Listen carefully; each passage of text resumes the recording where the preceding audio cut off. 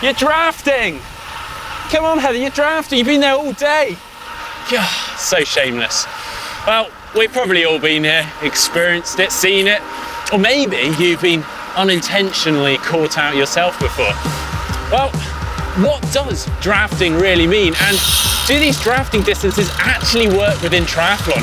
And maybe, can we put a stop to drafting within triathlon once and for all? Well, we're about to find out.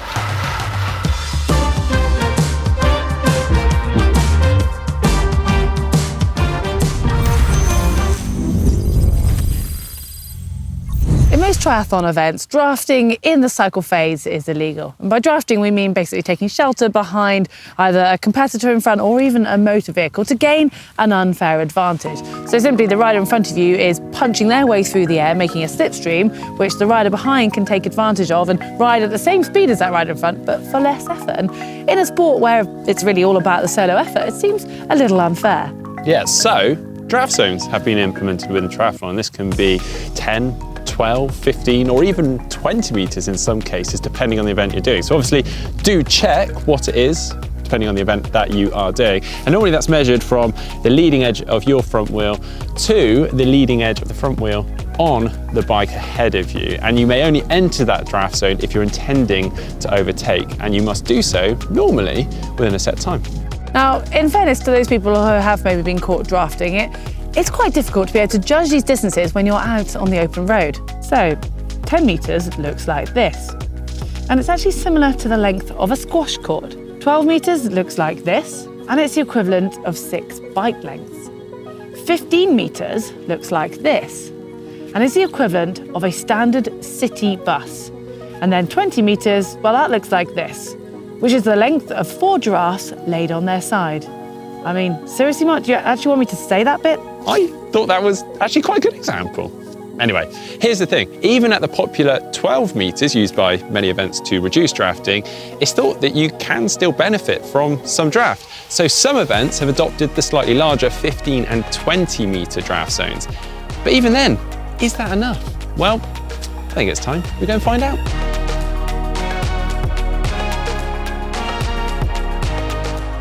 Okay, first off, you might be wondering why I'm riding alone, but that's for a good reason, because I need a control, something to compare against. I'm then going to be riding a number of different distances behind Heather. And not only am I going to ride at the standard 10, 12, 15 and 20 meters, I'm also going to ride at the cheekier 0 and 5 meters, just to see how much those pesky drafters are really gaining.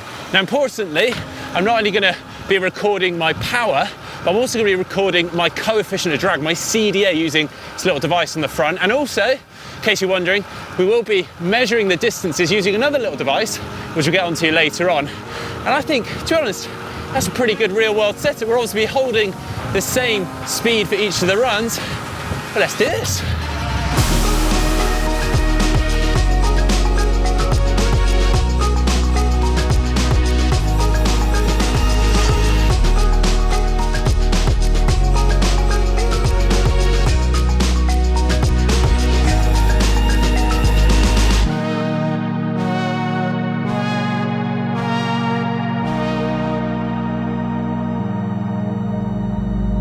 Okay then, we have all this data to unpick, CDA and power for each of the runs. Now we managed to actually hold around 36 kilometers an hour for each of those. I started with a control just on my own. That came with a CDA of 0.244 and 207 average power. Couldn't actually collect the CDA at 0 and 5 meters just because of kind of disturbance coming off of Heather in front of me. So I got an average power of 151 at 0 and an average of 160 at 5 meters. But then at 10 meters, we started getting that CDA data again, 0.221 and 177 average. 12 meters, 0.227, 180 average.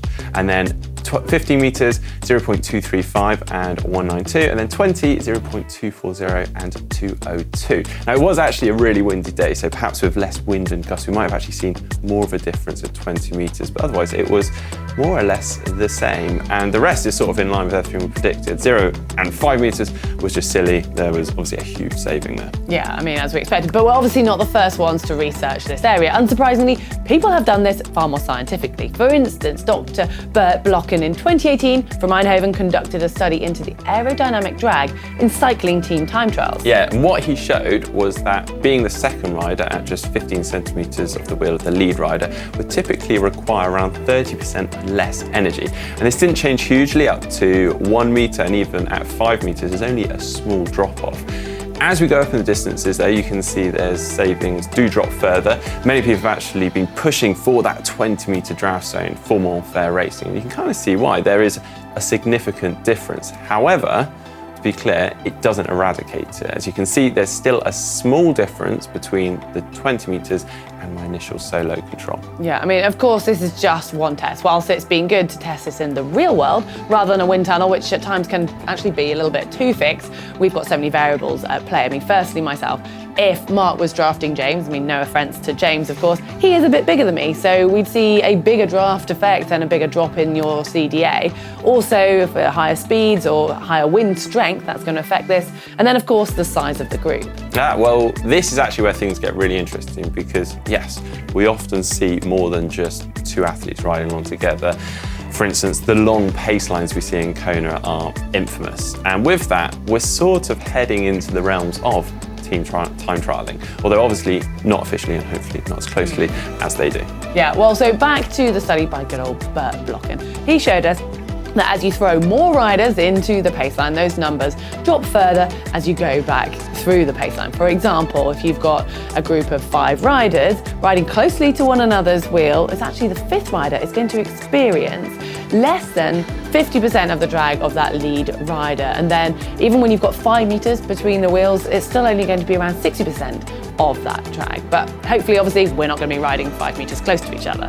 Yeah, and it is, of course, known that in groups of 6 or more riders, the easiest place isn't actually at the back of the group, it's one from the back. The reason for that is that the front 4 riders generate a wake that's big enough for the 5th rider to sit in, and a 6th rider on the back isn't actually that well sheltered. But at 12 or 20 metres, it's unlikely we'll see this so much. But do stay tuned because it's definitely something we'd like to follow up on. Yeah, well, back to the savings. They are clearly significant enough that letting anyone break those rules and ride within the draft zone is going to be completely unfair. We know that. But in most cases, it is hard to police. Or in fairness to some, it can be quite hard to gauge those distances, but that could all change. I am joined by James Veri from RaceRanger, and James has designed a device that can actually measure the distance you are from another athlete and also inform race officials. So James, I want you just to explain how this works. Sure. So RaceRanger is basically made up of 2 devices that each athlete's given before the race. They put them on themselves, one on the front fork and one on the rear on the seat post or on the seat tube. And the devices measure the distance between one rider and another really accurately, and give the athlete a light on the bike in front of them as to how close they are. That changes depending on the distance. Okay, so they'll need to know what colour means what? Yeah. And what are the different colours that they're looking for? What's sort of a good colour, what's a bad colour? Right now we've got blue for in the zone, sort of police, but unfortunately we're going to have to change that because it's reserved for police in a lot of countries. Makes sense. So that's going to change to red, orange and yellow. But yeah, right now what you'll see in the demo is blue, red and red flashing. Okay, and what, I know officials are going to be able to interact with this and it's designed to help them officiate. How will they be able to read it and get this information? Yeah, so a lot of the feedback we got was definitely keep the decision making with the referees. So we started working on how that would look and basically created an app that the officials can view on the motorbike and receive information about the worst offending drafting going on around them. Okay. So not every piece of drafting will be put in front of them, but serious drafting will be drawn to their attention.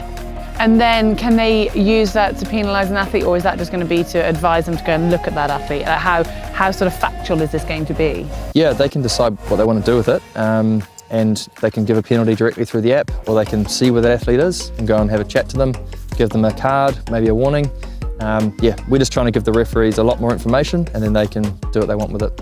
And what about for the athletes? Is there any feedback after the race, or can they see if they didn't agree with what the referee said or anything? Well, currently we try not to change anything in the rules and the framework of the sport. Currently you can't actually challenge a drafting penalty, so we've kind of kept it that way, but there'll definitely be less argument about it because you'll have this light measurement of how close you are and or whether you're in or out of the zone. So yeah, you can still try, I guess, and challenge it, but it's still the referee's decision, and at least now they won't be guessing as to what those distances are. Yeah, and another thing, so obviously these are set, and as an athlete you can't do anything, change anything with it, you're just watching. But what, with all these races at different distances, how does that work? Yeah, so the athletes can't mess with the devices at all. They've got no buttons or USB ports or anything. It's just like a solid piece of plastic, like your timing chip. And so it's set before the race for the rules of the day. So whether it's a 10 metre, 12 metre, 20 metre drafting rule, that's all pre-configured and checked as the athlete enters transition. So, and they're given back at the end of the day? Yeah, we with some volunteers will take them back after the race while athletes are running. So you probably won't see them again after your ride. And I know you've done a little bit of testing with some athletes and spoken to various referees and triathletes themselves. What are you expecting or hoping to see as a result of this? Obviously reduced drafting, but what is actually, how's that going to look? Yeah, I think the main thing is reducing the frustration of the guesswork. So the athletes are guessing what the distance is, the referees are also guessing, and this will just clear up any arguments around that. Beyond that, there's a whole lot of effects that it will probably have on racing that we're not totally sure on yet. Those really busy races where you get a peloton and then a gap and another peloton, perhaps this will encourage athletes to stay the correct distances. And with the referees being able to pick out the worst offenders, they'll be able to target where those people are rather than just anyone getting pinged. There's lots of different dynamics that could be used by the pros potentially for, if there's 6 of them in a line. At the moment, it's really hard to tell when there's a gap open from right at the back, and you might have to pass everyone. But if you could see a light change colour, you could tell that gap is, someone could be indicating that, hey, you can actually come up and pull in third wheel. So there's lots of different ways it's probably going to have some effects that we don't really know about yet, but we'll wait and see.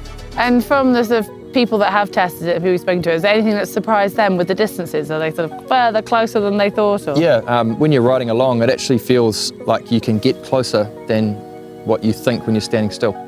Okay. So it's like that effect of when you're driving on the motorway really quickly, you're actually a lot further away from the car in front than you think. Just feels like you're close. So there's that kind of, maybe you can actually get closer than you think, but then you've got to worry what the referee thinks as well. Okay, so we've got the draft zone set to 12 metres. I'm currently just outside 18, so no light. I'm going to speed up a bit, catch up.